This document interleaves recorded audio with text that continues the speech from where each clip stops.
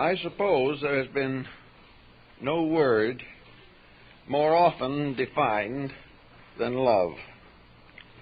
And there is also perhaps no word about which there is as much misunderstanding and conflict of opinion as in this simple four-letter word. I think we can start perhaps by a study of affection as it is found in Neoplatonism, which I think was a wonderful combination of philosophy and mysticism.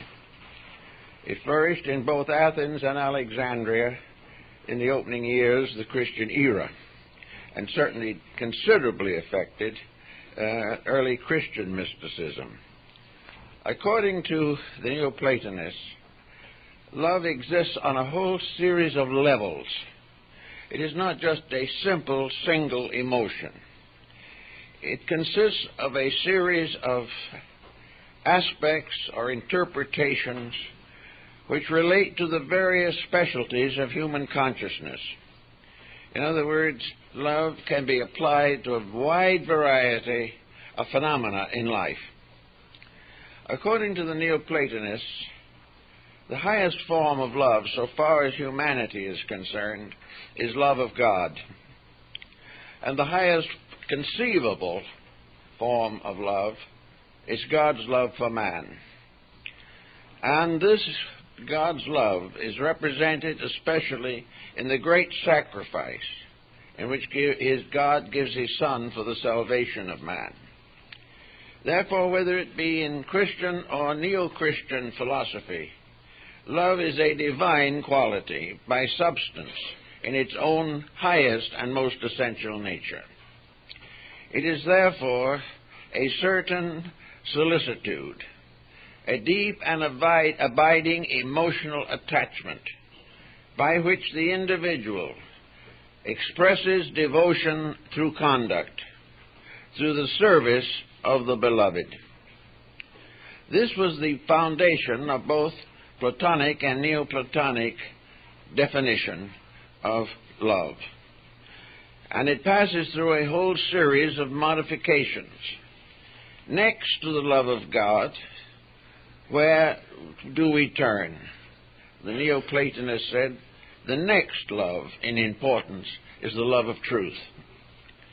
Truth becomes the most precious thing available to the human being on his own level of existence. Truth must be regarded as the being or power that heals all wounds, that reveals to man fully and clearly the affection of God for him.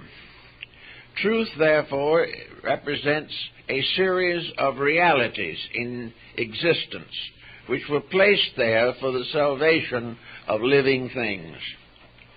To know the truth is to free oneself of the errors of ignorance. But again, truth is a very difficult word to define. That which is truth for one person may not be truth for another. And the underlying eternal and inevitable truth is still beyond the common acceptances of human beings. To each person, truth is his way of looking at reality. And as this is true of countless persons, we do have a kind of definition for truth, namely that it is reality as seen through the sensory perceptions of the human being. And because human beings are different, not only in degrees of inward perceptions, but in their devotions and dedications to those values which they believe, then we find a great chain of secondary circumstances and definitions which are important in the study of man's affections and the proper bestowal of them upon the realities and significant values of living. Among the Neoplatonists, perhaps the next level of truth or love was wisdom. And wisdom is primarily love of truth. And because truth itself is so extremely abstract and difficult to capture even by the mind, wisdom is therefore respected, honored, and regarded with affection because it opens the way to the achievement of truth. Therefore, we should love wisdom. We should love all of the forms of knowledge by which we are inspired to search for ultimate truth. The search must continue, but we must also be grateful for the abilities we have to achieve the ends we seek. Therefore, gratitude is a form of love. Gratitude is the individual accepting graciously the good things that happen to him, or the good deeds that are done on his behalf.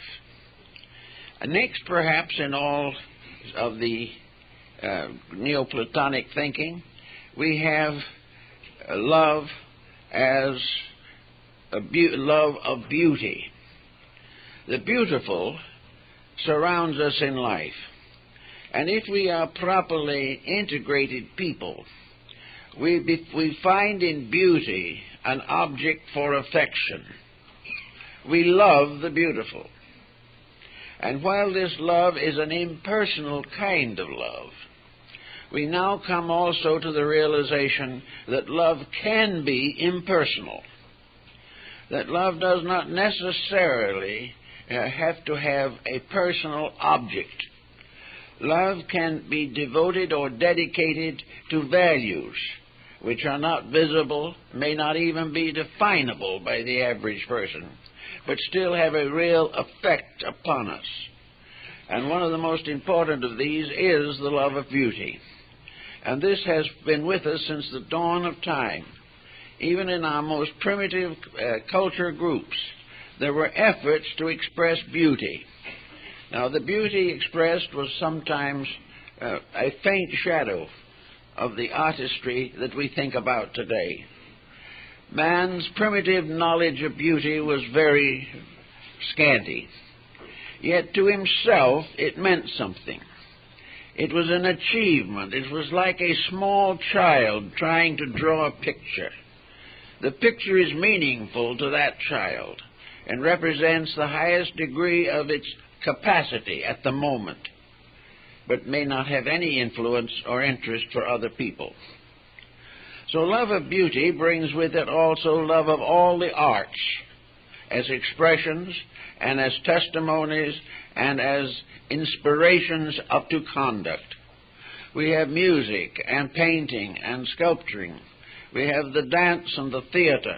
We have all kinds of manifestations of beauty on the level of aesthetics.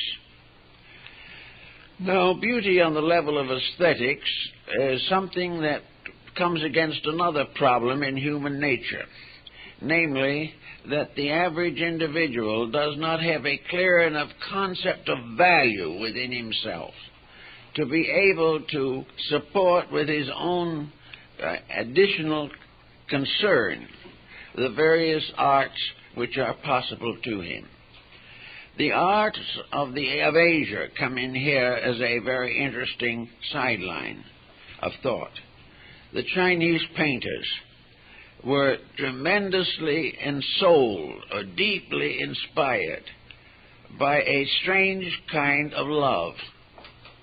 And that was the love for the manifestation of the divine in all the creations which come through man himself.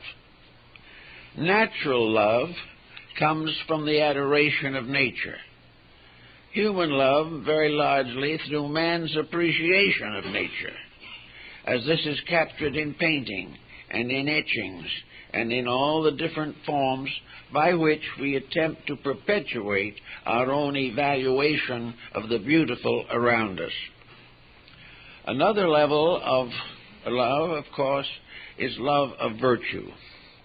The virtuous life, the effort of the individual to live upon the highest level of his attainments, constitutes a level of appreciation relating to love. Love, therefore, must love the good, must serve the beautiful, and must recognize the eternity of the One. These things together constitute a triad of attributes by which it is possible to more or less arrive at a working definition of infinite affection. Now, as we go down the line still further, we come to various forms which we distinguish in ourselves, and among these are human relationships. Therefore, love to the average person is a human emotion. It is an emotion based upon affection for persons. This type was called the love of family, love of humanity.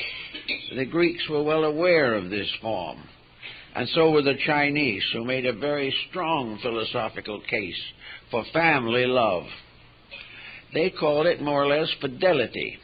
It was the fact that in the home there was not only mutual affection, but a mutual regard, and that affection was based upon the superior conduct of those loved. Love was not merely a relationship due to family birth. A child did not love a parent because merely it was a parent. The child loved the parent because the parent was good, was kind, was understanding, and was in turn lovable. Therefore, personal love is based upon qualities which to each person appear to be lovable. Some find it in one way and some in another. But in the family life, love is essential to the survival of the home and is the basis of all human relationships in this world. We love that which is worthy of love, worthy of affection. And unless we demand some level of worthiness, our affections become promiscuous and lose the value of moral support. So family love is love of parent for child, husband for wife, and vice versa, and parents for children, and children for parents. And, of course, to a certain measure, this extends to the friend or the visitor within the family environment. All of this depends entirely for its integrity upon the fact that those loved are lovable. It is a very difficult and usually fruitless effort to love that which is not lovable. This doesn't mean we shouldn't try, but we should not expect the impossible. Unless we can really say that we find communion, unless there is some reasonable reason for our affection, we are not capable of definite love. If this is lacking, then we may depend upon respect or regard of a lesser nature, or even depend upon duty as remaining where personal feelings may have been hopelessly weakened. Therefore, some families are held together by duty alone. Some are held together by economic necessities. Some are held together by domination of one person over others. But unless beauty is present in its natural freedom, its natural sharing of all that is good, the home life is insecure. And if the home life is insecure, future generations are endangered. So love of family is very much involved in our relationships. Then, of course, the Greeks, like almost all other people, said love of country, patriotism, or devotion to the system which we believe to be acceptable in government. In all times, from now and past, as far back as we can go, love of government has been sketchy. Very few people are entirely satisfied with their governments. Most people believe that their governments are misrepresenting them, or that government is a burden upon the human being, and that it is a source of exploitation and of various corruptions. I think in this particular case, however, we have to face the simple reality that corruption does not live long unless it is supported. And most persons are not sufficiently firm in their affection for anything, except perhaps their bank books, to have a proper attitude towards their responsibilities. Love has responsibilities as well as opportunities. That which we love, we must help to maintain its own integrities. And if these integrities are slipping away, we must do everything possible to restore them. Also, we have various other forms of affection. We have love of friends. And friendship is a very firm affection, as told in the ancient story of Damon and Pythias. Friendship is sometimes the most powerful form of affection, because in many instances relatives are not sincere, but a friend we assume to be sincere. And friendship becomes an emotion of sincerity. This, of course, is very often corrupted by ulterior motive. We cultivate people for what we hope to get from them, not for what we hope to give them. And the corruption or dilution of affection is always a sad tragedy. But it is true very definitely that sometimes, in fact more than sometimes, friendship is the strongest bond that we have in this world, much stronger than brotherhood. Because brotherhood very often represents relatives in a family who are not true to each other or have no common ground in integrities. So we go down through all these different levels. There are more than we can possibly list. Love of animals. This is quite important, because in many instances these other creatures contribute very much to our own integrities. They provide us solace in times of emergency. They provide us means of advancing, maintaining our farms and institutions, and they are very much present as an educational force in the life of children. So there is love of animals and the dedication not to injure without cause any living thing. Now, this does not mean that we can always preserve them, but it means that we should have a natural affection and that our first regard of them should be that of friendship. Friendship with other kingdoms is quite a possibility. I remember very definitely a beautiful experience in the Kasuga Parks in Nara in Japan. In this temple, which is a Shinto sanctuary, there are vast parks, and in these parks the temple deities wander about in a condition of complete friendliness. They will come up alongside of you and walk with you. They will look up at you with those soulful eyes that nothing can resist, and also hope with this touch of humanity that we're going to feed them something. I remember that I had some feed for them in my hand, and one of them came up behind me, put his head under my arm, under my jacket, and put his head up and looked at me. It was irresistible. Not only that, but in the spirit of the thing, as soon as I gave him the little morsels, he bowed to me. He bowed appreciation. He had been well tutored in knowing when there was a likelihood of more food.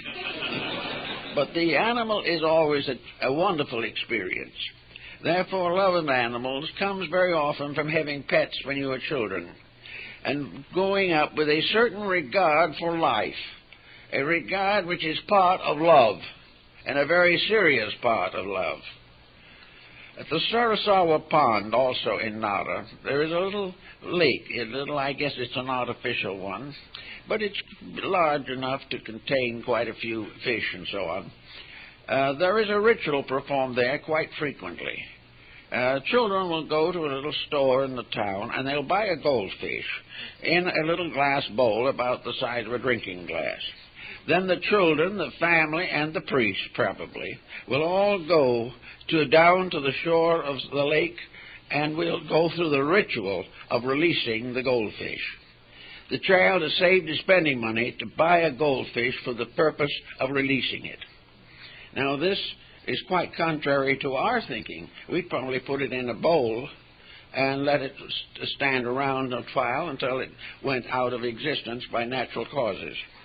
But to these people, the release of the living thing was much more important than keeping it in your own house. Make it not a prisoner, but liberate it. And the process of liberating birds and animals throughout Asia has been quite common in many parts of those continents. At the time of the special celebration in honor of President Grant, back in the middle of the last century, the celebration included the release of birds so that they could carry the glad tidings. And every type of living thing that is lovable should be loved. And if we cannot love them closely because of their natures, we can at least recognize a kinship with all that lives. And this is very important. Ernest Thompson Seton told me once an interesting story. He was a great naturalist, as you know. And one time when he was out drawing and sketching, he saw a deer coming toward him. And the deer was running away from a hunter with a gun. And the deer was uncertain where to go, what to do. He evidently sensed danger. And then what he did was to run over to Seton and stand there beside him. The deer took refuge with the human being, and another human being was out to shoot the deer. This is life. But these types of things should be remembered always in judging our relationships with life in all of its aspects and attributes. We do not destroy for sport. We do not destroy for skill. And we try to preserve life as much as we can. And when it comes close to us, we try to serve it to the best of our ability. This is a distinct and solid form of love. It is far more valuable in the development of the human being than all the protestations of affection that are possible. Then there comes two forms of love which are particularly exemplified in Oriental philosophy. They are covered very largely in the New Testament also, but in slightly different words. In Buddhism, the northern school, there are two deities, the Bodhisattva Kannon, or Kuan Yin, the goddess of mercy, and the world savior to come, the Buddha or Bodhisattva Maitreya. Now, these words are very interesting because they're names of something. And Kannon is compassion. This deity is the embodiment of man's compassion for all that lives. Any enmities, any antagonisms, any old family feuds that interfere with the natural growth of the individual have a penalty which very few of us really want to pay. Therefore, we have to prevent that penalty from arising. The goddess of mercy, so-called, in the Far East, represents the infinite kindliness for all living things. These deities, Kannon, for instance, was not truly a god, nor a goddess. Kannon, according to Buddhism, was once a mendicant, maybe millions of years ago on another star, who dedicated his existence to the service of humanity, and gradually grew up and took an obligation which continues in northern Buddhism to this day, that he will not, or she will not, because both forms exist, seek final emancipation from life, will not seek infinite release into eternity, into the great nirvana until this being can take with it every other living creature. Now, this is a very beautiful thought, even though we may not be able always to grasp it, that there can be no release for those who love truth, God, or their fellow man until they can carry with them into peace those around them. And this service is not the individual looking for release for himself, but sacrificing his own hope of peace to give peace to someone else. Now, when we get into this level of thinking, we really begin to understand love. For love is always the forgetting of self. It is not because we lose all the attractiveness of it, which we will have to come to in a few minutes, but because of the infinite magnitude of the situation. The Buddha to come, according to Northern Buddhism, and that includes the Tibetan, Japanese, Korean, and Bhutan groups, it's called Maitreya, or Miraku. The word means kindness. That is the meaning of the word. It's not a name, really. It is a word. And it's the definition of it is that Miraku is the hope of all nations, the hope of all that lives. And at the end of all strife, the second coming of the Messiah, for Miraku was the desired Messiah to come in Buddhism. The second coming of Christ is kindness in the human heart. You'd go a hard time to get a better philosophy than that. It would be very difficult to find a more ennobling concept. And yet there's something about it that is so essentially true. And in Northern Buddhism especially, the realizations of these facts have never disturbed the individual. They have never made them sorrowful, or feel that they are frustrated, or that they are inhibited, or that they cannot do what they want to do. Because according to their thinking, when love comes, you do what love wants you to do. You find your own complete happiness and fulfillment in the service of values higher than yourself, and or more needy than your own. Until these realizations strike us, we have very little understanding of the responsibility of true love. Now, in other nations also, we find, especially in the words of Christ, insistence upon love. We often think of Christ as a spirit of love, and this probably is the essential meaning embodied in a great cosmological phenomena.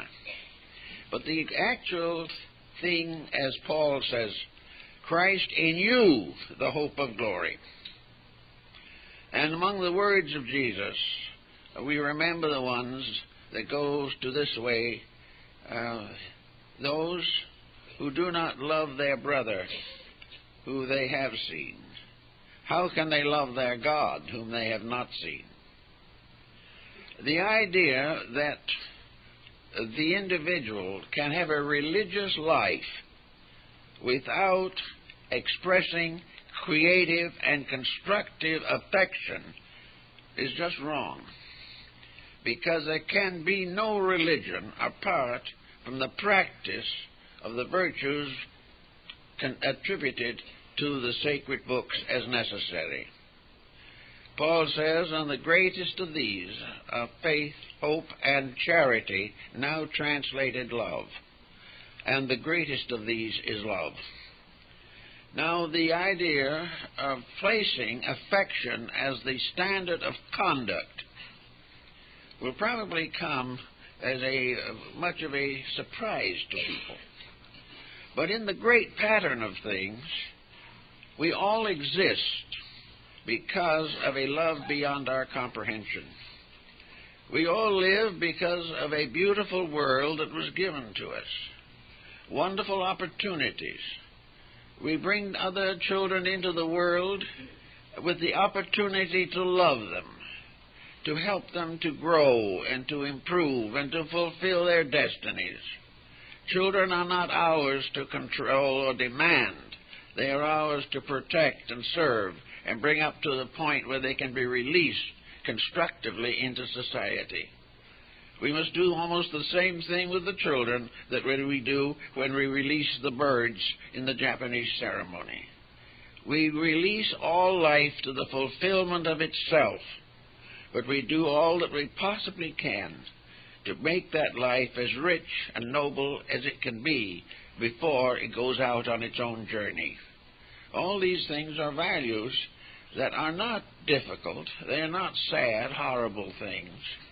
They are not the cause of atomic bombs and all this type of thing. The thing that is causing our trouble is that in some strange way we have mistaken the meaning of the word love. Perhaps one of the problems that we have is that self-interest takes dominance over practically every other emotion in the lives of modern people. Each individual is protecting himself against those who in one way or another have despitefully used him. He is therefore inclined to try to return evil for evil. If someone is unkind, he feels justified in being unkind also. And on this policy, unkindness goes on forever.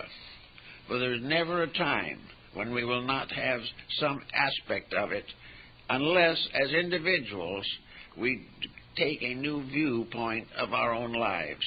How can we, as individuals, therefore, find out a better use of our own emotions?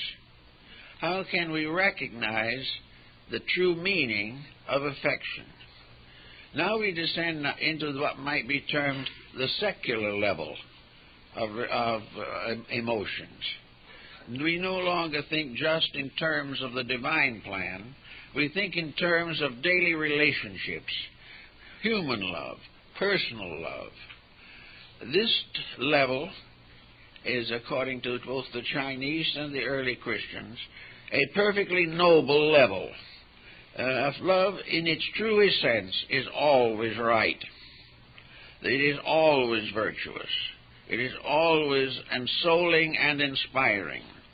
Therefore, that the individual who wishes to find God should give up human affections is wrong, because God is in those human affections and he must perfect his understanding there before he can go further. Therefore, love in the family, love in the home, personal affections for each other are very noble as long as we do not pervert them, as long as we do not misuse these emotions or compromise them or defile them in one way or another. The actual answer to most domestic problems is, therefore, a clean love. And until we get that, the human relationships will remain embittered and obscured. Now, love in family and home is something which makes things happy. Most of the peoples of other countries who have their own little philosophies of love are laughing people. We are the only ones, apparently, who find love a burden or the basis of something which is too difficult for us to handle. Well, perhaps it's due to the complications of our way of life. We have become so bound up in transitory and impermanent values that we have lost the sense of directness. We are now constantly frustrated, worried, frightened, and seeking in affection not an expression of service, but an escape from some physical restriction upon our own conduct. Therefore, it is true that we have to work out the problem of human relationships on the level of an integrity. For people in all walks of life, the foundation of love is law. In other words, the law as it is, the law of love, is the only basis upon which problems of human existence can be arbitrated. There is no way in which we can ever solve the human problem without love. There is no way also that we can love as long as we are selfish. As long as our own ulterior motives dominate our human relationships, as long as our love centers upon the gratification of our own desires at the expense of others, and if every time in which love loses its liberty, loses its freedom, is a misfortune. But love free will never break a rule. Love free will never do that which is unrealistic or impure, because love itself is the very essence of God's affection for mankind. Therefore, anything that is a corruption is no longer love. Anything that is dominated by ulterior motive is no longer pure affection. As long as self-interest, selfishness, gratifications of appetites dominate affection, we will never have any real love. And as a result of the lack of this love, homes are breaking up every minute, and young people are almost afraid to establish them. Then we look out into the great pattern of the world, nations out to destroy each other. For why? For what reason? For what justifiable cause? None. The hatreds which we have nursed for generations simply corrupt and corrode our own lives. Family feuds go on for generations, and everyone seeking to solve a problem seeks to find self-gratification or self-freedom from responsibility. We believe that everything that goes wrong should be blamed on someone else. I know when I was quite young, we had a kind of a family of feuders. Our background had 3 generations of people who weren't speaking to each other. Well, every one of them had good old Scotch reasons, but they weren't really very good.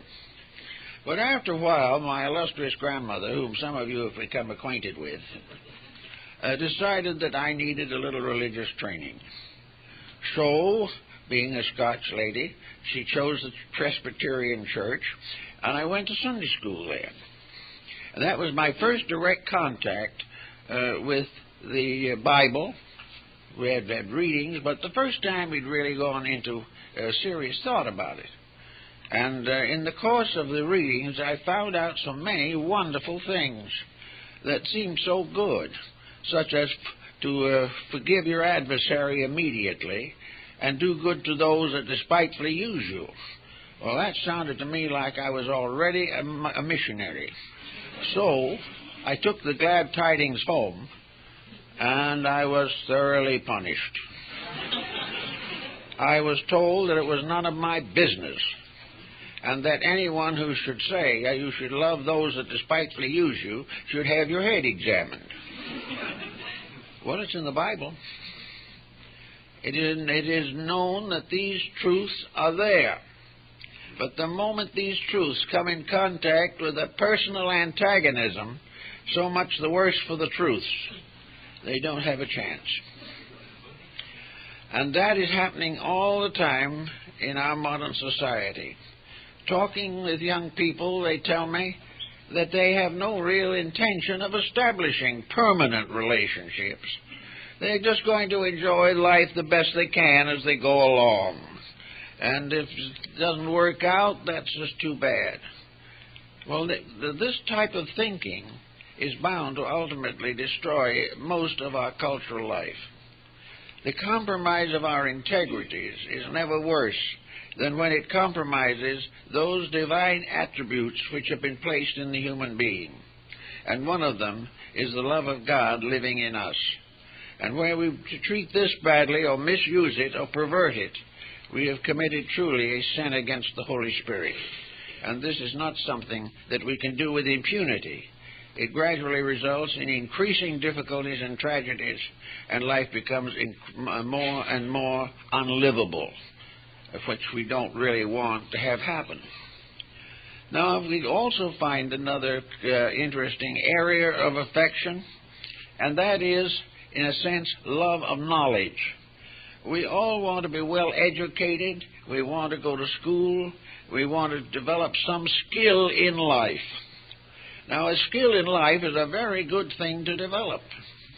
Unfortunately, our modern educational system does not do an outstanding job of this. It has more or less compromised things down to the economic level. We work because we hope to make money. And if we do not make money, we soon find out that we are not welcome in this society. But education and knowledge are important because we have too many people of good intention who really are lovable people, but they have no experience in anything. They are unable to handle their own affairs. They are unable to help other people. They simply do not have the practical insights that make usefulness significant in society.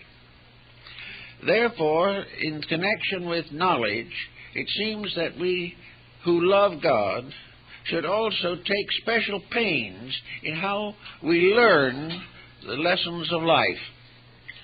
We can always learn some of them in the University of Hard Knocks, but that isn't quite sufficient. Everyone should dedicate a skill to the service of humanity. If we love people, and if we love God, and if we love truth, we have to develop a practical way of service. Love without some type of commitment to usefulness is merely a travesty, an excuse, an evasion, or a simple example of ignorance.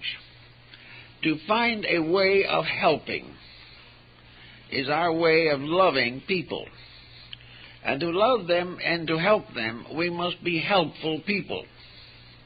And this means that a part of our lives should be devoted to the other interpretation of love, charitas, or charity. Charity being the service of others, the doing of good deeds to those who need them. Now, in this time in our cultural existence, we are not much devoted to this because of the economic involvements. And the whole problem of trying to be a servant in the house of the Lord gets to be pretty difficult. We cannot always do all kinds of big things, but if we have some background of a skill of some kind, we can help somebody sometime. If we learn how to run a family, if we know how to clean a house, if we know the principles of proper food, if we know anything that makes us helpful, we can help. So every life should have in it a dedication to being helpful, to find some way of expressing our concern for the common good, and should come forward whatever necessary to support ideas and principles which seem to be better than those we are living by today. Therefore, part of our affection for our neighbor and our world is that we shall inspire the improvement of the various systems which are necessary to the maintenance of civilization. All these things come very much into focus. Now also we have another problem that is rather a sticky wicket, and that is, how much should we love ourselves? I don't think most people underestimate this too much. They do fairly well in most cases, but we have to think this through a little bit more. Sometimes we ridicule the idea of anyone thinking about themselves or loving themselves. But actually, if we get onto the proper level, it's just part of the same picture. There's no reason why we should love other people and leave ourselves out, because actually the same power of good that we hope to share with another, we must hope to share with ourselves. So each individual has the duty and responsibility to make him or herself lovable. If, however, the individual includes himself with humanity, he then has certain rights also. He has certain privileges and certain obligations which he must meet in order to get along with himself constructively. Each person examining his own nature and his own temperament should come to the conclusion that he is worthwhile, or if he isn't, that it's time to become that way. The person should be able to look into his own life and be satisfied that he has done a reasonable job with it. He should not run away. He should not corrupt his body through all kinds of dissipations. He should not have attitudes that are obviously unreasonable. He should not cater entirely to the selfishness of gain, exploitation, or profit. Nor should he put his own happiness above all other happiness. These things are mistakes. But the proper attitude is that we should be happy along with others who are happy. That we should more or less make happiness a stronger rule in our conduct of affairs. We all have a right to be considered significant to some degree. And the better we become, the more thoughtful, wise, intelligent, and kindly we are, the more we have a right to feel that we are of some interest and value to the world in which we live. Therefore, it is not a mistake for the individual to have certain affection for his own inner life, but he should have affection for that part of himself which Emerson calls the oversoul. He should have reverence and regard for the eternal dwelling in him. And he should be a true and faithful servant of the will of his own soul. When this happens, then he is qualified to take a serious interest and have a deep respect for his own nature. Because actually, his own nature, in a sense, is an illusion. The fact that the individual is a living creature by himself is a more or less of an illusion. We are alive because life is. We are alive because we are in a universe which is filled with life, and that is one life, one tremendous energy, and that life is truly the life of God. Therefore, the God in us must become part of our daily experience. We must live always as though the special guest of heaven was going to be at our table. We must never do things which heaven would not want to see, because as surely as we live, the heaven in us does see. We should try desperately to please that which is better, to please that which we know to be our true selves. For through the degree that we do this, our own lives are enriched and we become more useful in the advancement of society. Therefore, in education, we should have the skills that are given by sciences, arts, and philosophies, religions, but we should ensoul these forms of knowledge with the inner consciousness and light of our own lives. Therefore, if we want to become scientists, we can dedicate science to the great scientist in ourselves. Because finally, the great power of life has one of its attributes as science, another as philosophy, another as art, as another in some other branch of learning. But all forms of learning, in the last analysis, are simply aspects of the one divine power. And that divine power flows through everything with skill dedicated to love. Every art and science is an expression of divine love. And if man perverts this, as in the development of nuclear weapons, for example, he is perverting a power and is transforming a love that is there into a fear or a hate or a scheme which he is trying to advance for his own purposes. It is therefore very, very necessary that the individual ensoul the things that he is doing. In the shopkeeper, the parent, the teacher, any art, science, craft that we belong to should be ensouled. And when it is ensouled by a natural love and concern, we will have good lives. Now, some will say it's a big price to pay to have to do all these things, because actually, very often, because of our own ignorance and willfulness, the things we ought to do seem terrible. The things we want to do seem best. But this is only of a seeming. We have to consider another dimension also, that nearly all nations and peoples and philosophies and religions have considered, and that is the brevity of human life. The idea that we are going to be able to build a good life in the span of our years, and to do as we please most of the time, and give little or no thought to the major values of living. And that finally we will settle down to playing cribbage in our old age or something of that nature until we drift out of here. This type of thinking is contrary to everything that is necessary and useful for us. If love was something that died with the grave, if there was no more of it, if it had no existence except in some conscious decision of ourselves in the presence of adversities, probably there wouldn't be any particular value in it, except it would be a much more pleasant world to live in while we are here.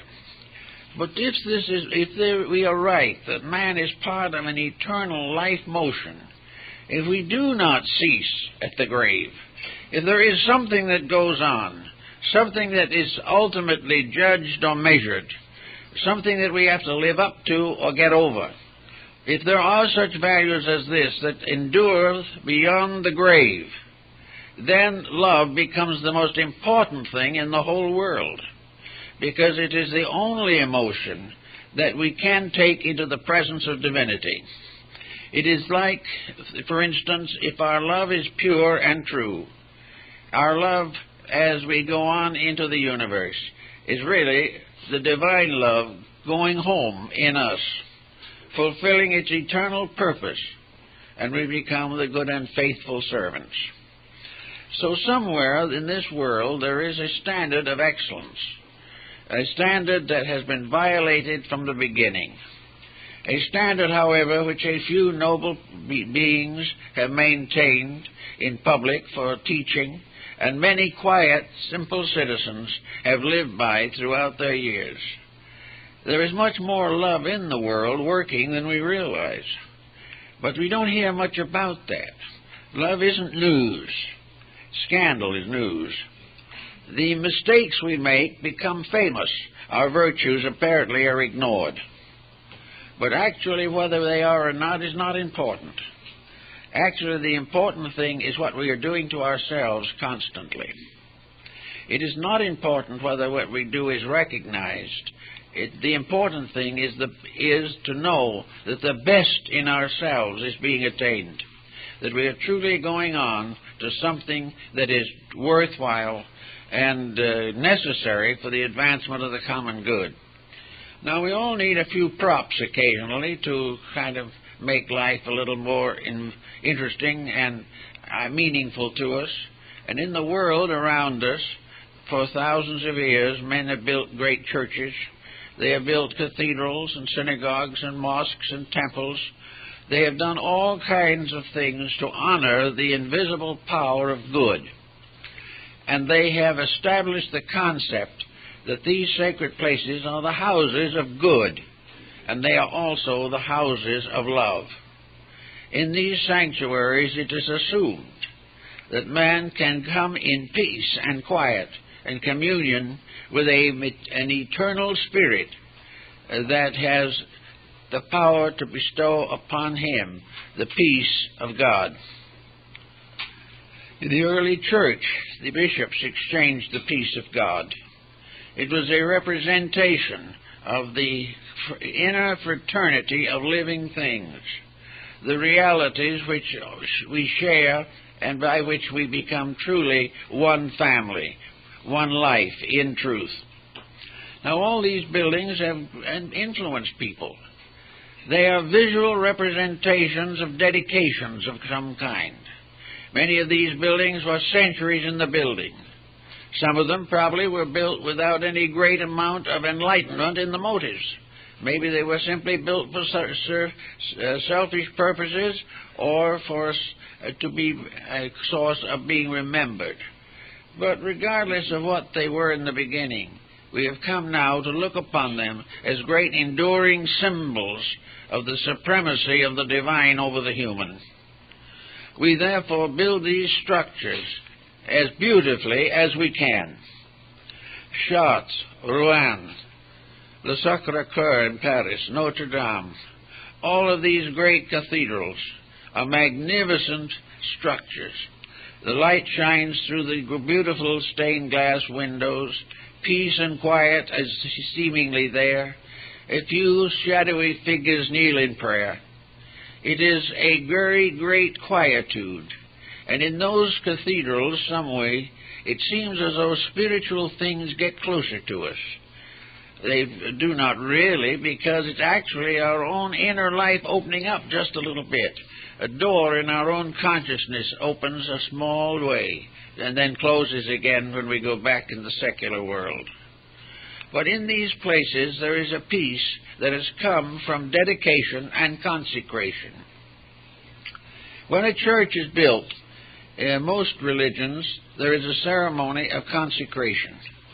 The building is set aside for the worship of God. If for any reason later its religious significance fails, or it is no longer needed for religious purposes, it has to have its consecration lifted before it can be used for secular purposes. It must be deconsecrated. Because a building set aside for sacred purposes cannot be just simply turned into a grocery store or something of that nature. And yet we take a world such as we have here, which is a consecrated world, and we change it into a place of merchandise. We do not even bother to deconsecrate it, because we do not realize that it was ever sacred. But all these thoughts come gradually into the mind of the individual who is concerned with life and wants to do a little better job of it. And in these wonderful buildings you have actually a sense of something superior. I know that some of these churches, the great Cathedral of Cologne, was in the process of building for over 800 years, generation after generation. All kinds of strange things happened to it. At one time it was used as a stable, another time as a granary, and once as a storehouse for gunpowder. But gradually these things faded away, and now it is what it was intended to be, a magnificent sacred edifice. Now all churches, all temples, and all shrines are in some mysterious way symbols of ourselves. The human being is the living temple of the eternal God. And each of us as a person is a servant in the house of that temple. We must worship at the altar of the divinity in ourselves. Not the mistakes we make, but the tremendous principles and integrities. We were born consecrated. We were consecrated in space before we ever got here. We were dedicated to the service of truth, love, beauty, and God. When we get here, it sort of fades away. Some retain it. Some find it as a result of the journey of life. Some come to it in tragedies of the moment. But actually, the real answer to it is that this consecration is the basis of happiness.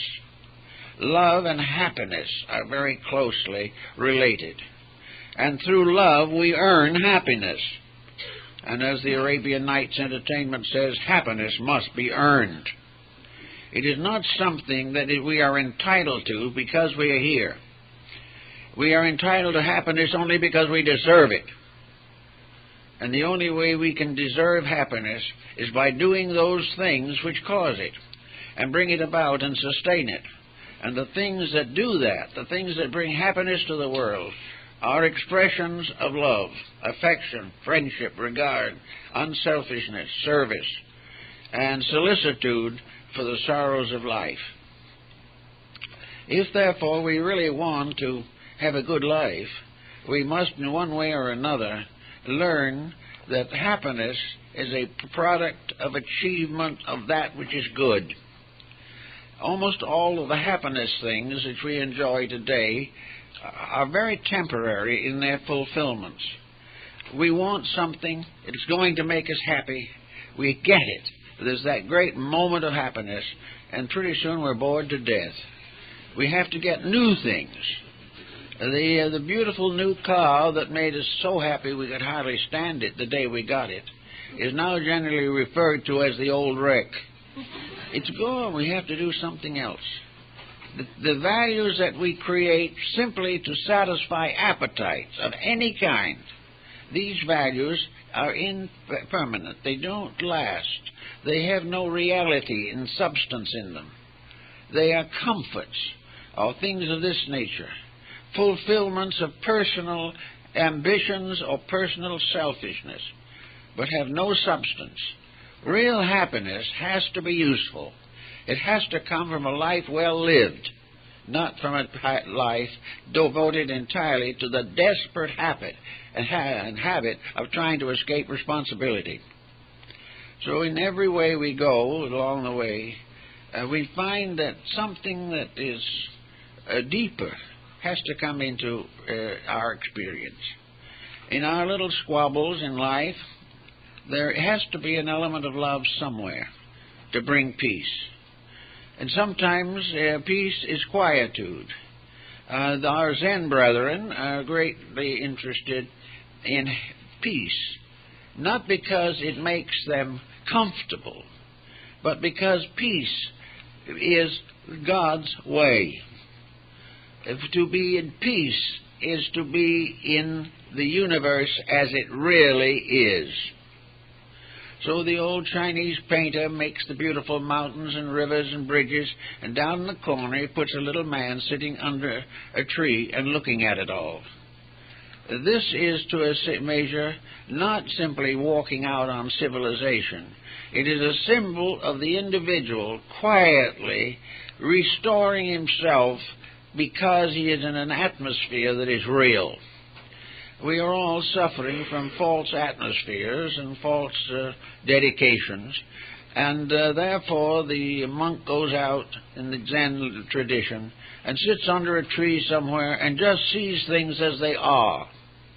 He also becomes aware of the comparative unimportance of himself.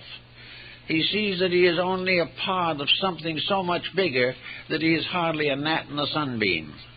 He is sitting quietly watching the universe move around him, and he is part of that universe. He comes and goes with the seasons. He sees beauty. He can protect it to some degree. He becomes infinitely aware of little things, and these are so often the basis of well-being. Happiness does not always come from great achievements, but from little things. And most of the little things that bring happiness come to us as love, as affection, as a kind of inner understanding, a wonderful sympathy with life. So to the little monk sitting under the tree in the Chinese painting, the sympathy with life is all important. The individual feels himself as part of something.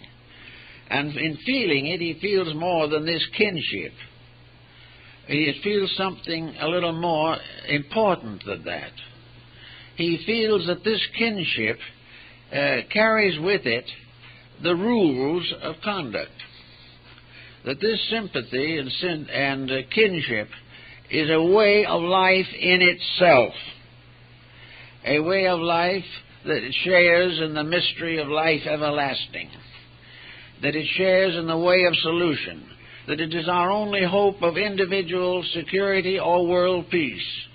Somewhere along the line, kindness must come into birth.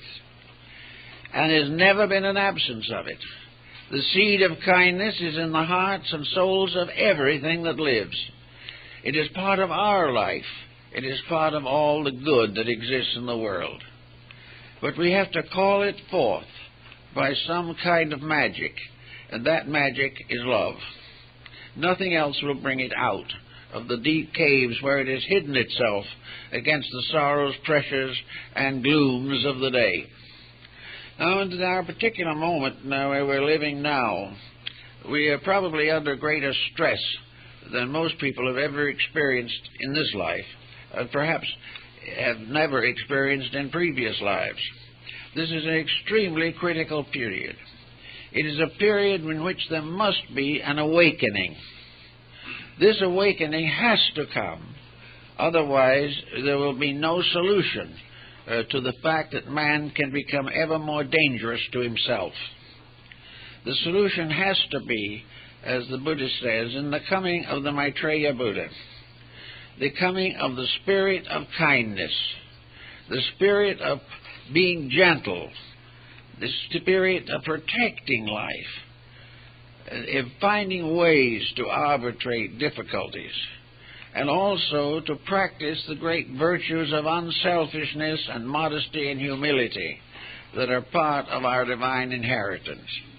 Actually, the human being, because the human being is by nature divine, is an extremely simple creature.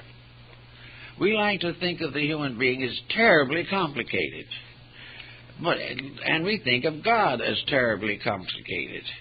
But to the mystic, both God and man are very simple creatures. Deity has the simplicity of absolute perfection, the simplicity of living forever in love and truth. We don't have to think of God going to school. We don't have to think of all the different things we have to do to try to learn to be decent citizens as necessary to the archangels. We assume that these beings in the simple goodness of things, as Aquinas has pointed out, that actual goodness, true goodness, is an open door to the infinity of knowing. There is nothing that can be concealed from the good, and nothing that can be revealed through the evil. Therefore, by the simple process of being good, simple people, we accomplish the destiny of the God within us. It is a simple relationship between that which is eternally quiet and the quietude that we seek every day. It is not a power like deity thundering out in the silences and pointing his finger accusingly at us. We point our fingers accusingly at each other, and occasionally have pointed them in his direction. But actually, deity never works except through love. Every correction that we get is given beautifully if we'll accept it. Everything that we have to change can be changed beautifully, because the law of existence is so organized that this can occur. There is no need at any time for violence or frustration or the individual to get angry at himself or curse heaven because things do not go well. Actually, they do not go well because the individual has no acceptance of the importance of affections and sympathies in living. I know we find in art a good deal of thought of this nature. The great artists of the past were mostly self-trained, had a little knowledge maybe of the palette from some predecessor, but for the most part the beautiful things that we see came directly from themselves. Or they came through themselves, probably, would be a little more honorable way of describing it. Raphael, his magnificent paintings flowed through himself. And every human being is a potential Raphael. We think of scientists and philosophers and skilled people in all fields, and we think that they are all individuals. Every skill in the world is a manifestation of the one divine skill that is at the source of existence. All skill, all beauty, all truth, all hope, all love, all these together come from one source, and each is an expression. Each is like a priest in a house, a part of a great religious unity, each with a special labor, each with a special service to render, each one capable of doing a particular thing. And Kipling in one of his poems says, and each on his separate star, painting the thing as he sees it, for the God of things as they are.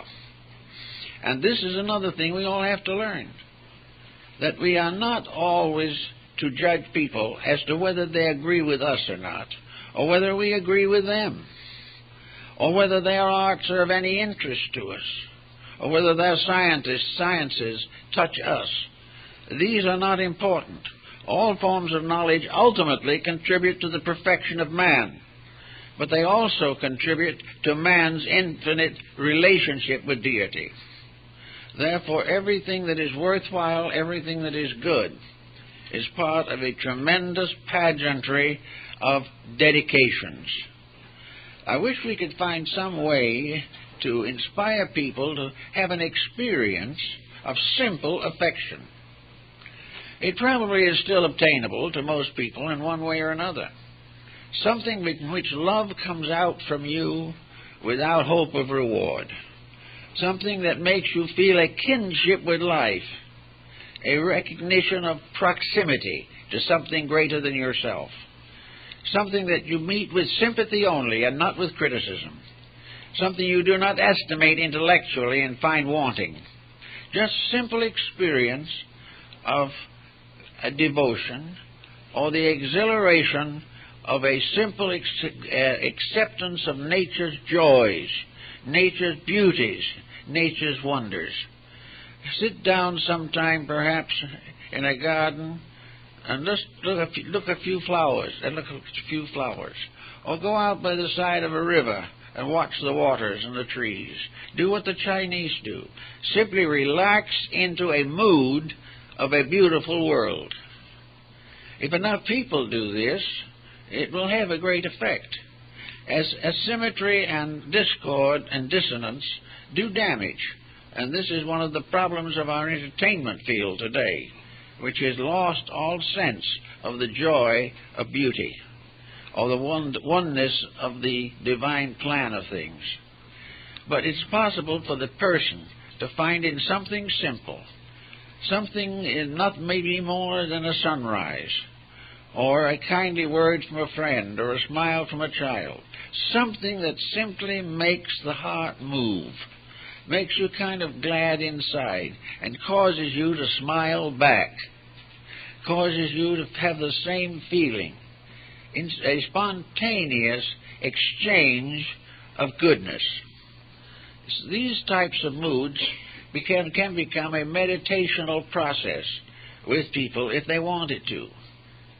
They can become parts of a daily experience of never seeing things but seeing into things, never judging from surfaces but searching for substances and depths, and in problems of relationship never coming to a hasty judgment, trying to understand other people rather than to be willing to go on misunderstanding them forever. Some kind of an experience in which love of that which is better comes through each of us is so much better than the kind of affection that we use when we say, I just loved lunch. This is the wrong approach to things. It is probable that lunch might be likable, but the word love is reserved for something that is a deep universal reality, something that deserves real attention, real consecration. The power to love is in everything. Sometimes it is killed by an incident.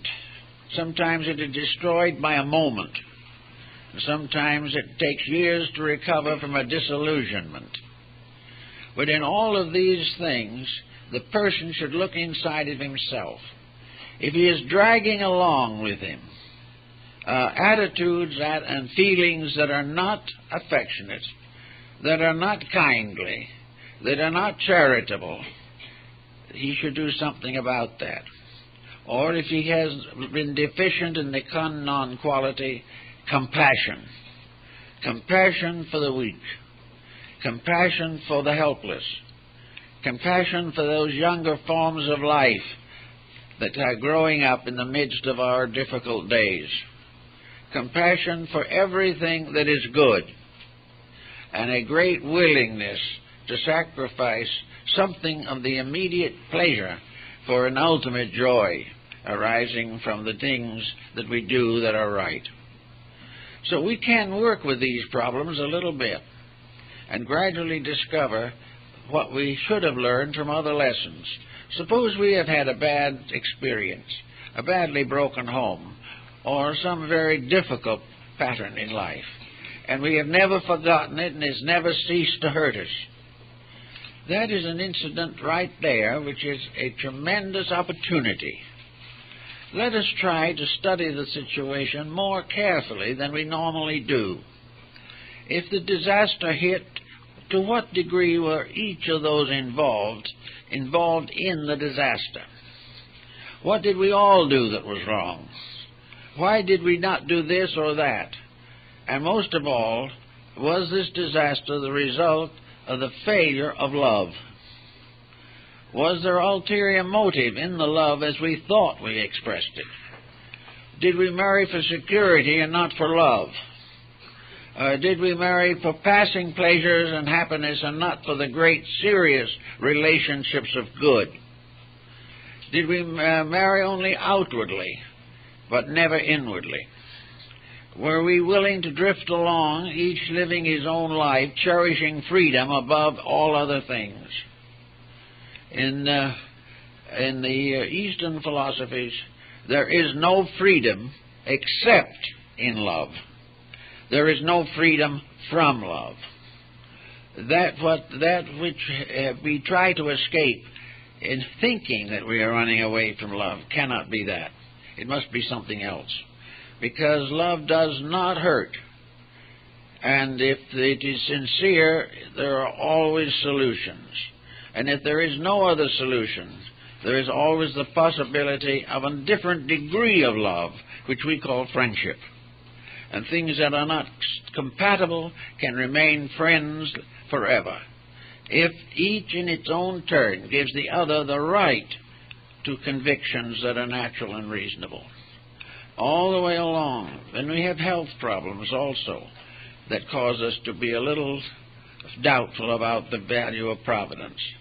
Yet all these problems have to be faced.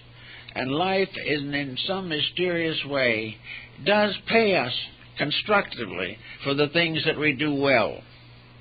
In all the emergencies of life, if we've done our best, there seems to be a great probability that heaven will be kind.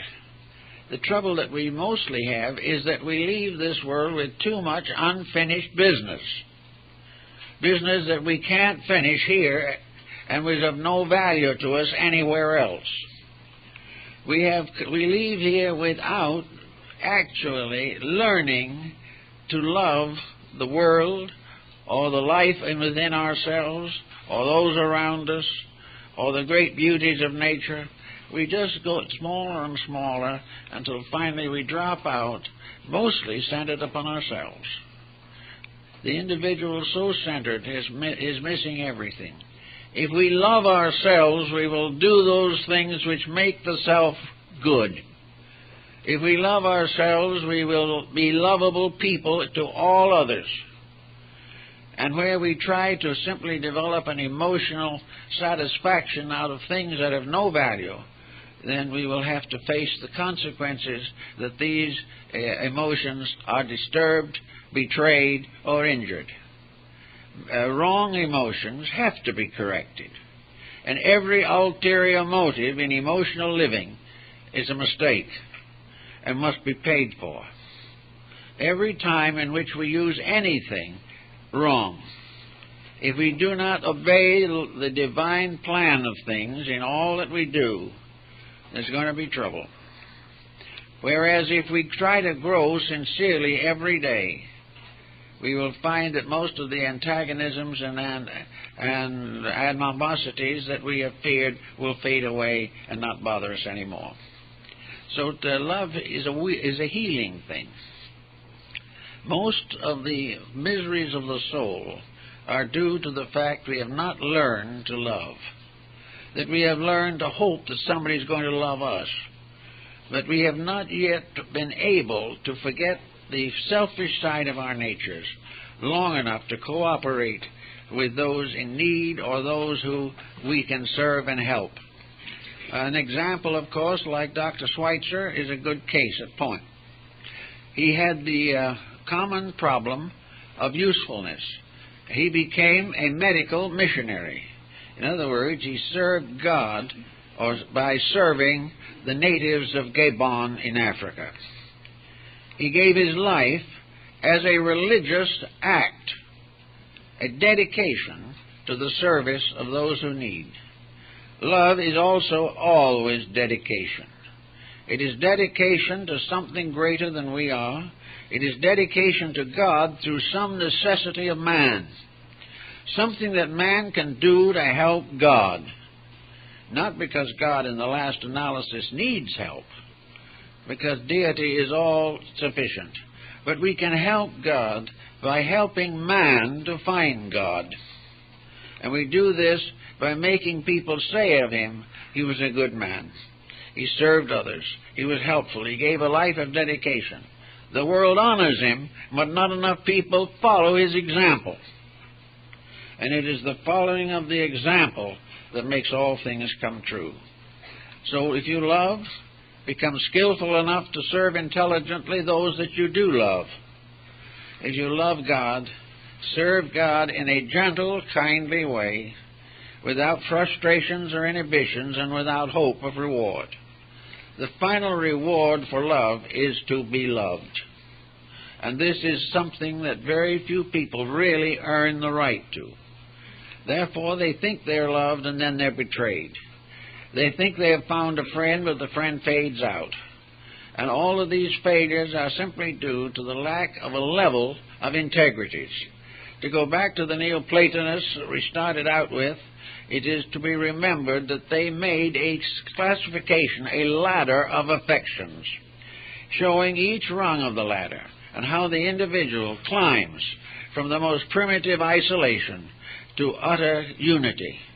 And as the world in the same way must climb from nationalism to internationalism, must rise from racialism to interracialism, and rise from all kinds of religions to the one final faith, faith based upon the love of God and the service of each other.